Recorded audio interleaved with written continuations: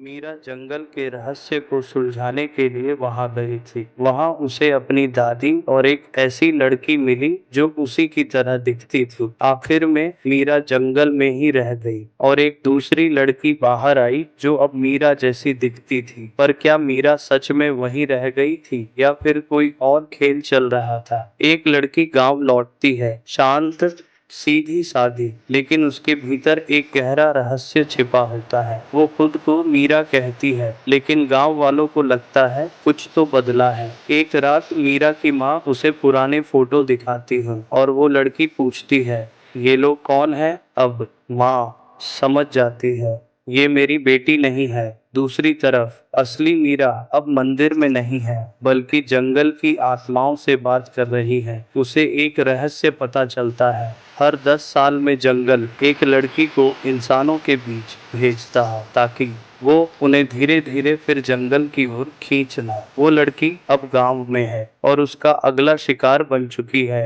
मीरा की छोटी बहन परी। मीरा अब जंगल के दरवाजे का रहस्य समझ जाती है। अगर वो अपनी असली पहचान साबित कर दे तो वो दरवाजा दोबारा खुल सकता है। उसके पास बस एक मौका है, अपना वो बचपन का राज जो नकली लड़की को कभी पता नहीं हो सकता। वो जंगल की आत्माओं को अपनी दादी की असली चिट्ठी दिखाती है, जिसमें लिखा था, मेरी मीरा के पास हमेशा एक नीला मोती होगा, वही उसे वापस लाएगा। अब जंगल खुद को बचाने के लिए तैयार है। मीरा के सामने जंगल की परछाइयां खड़ी हो जाती हैं, लेकिन मीरा डरती नहीं। वो जोर से कहती है, तुम मुझे कैद नहीं कर सकते, तुम डरते हो कि मैं सच बाहर ले जाऊंगी। अचानक जंगल कांपता है, रोशनी तेज हो जाती है और एक दरवाजा खुलता है। मीरा बाहर निकलती है और अपने जैसी दिखने वाली उस लड़की के सामने खड़ी हो जाती है। अब दोनों आमने सामने हैं। गांव वाले तय नहीं कर पा रहे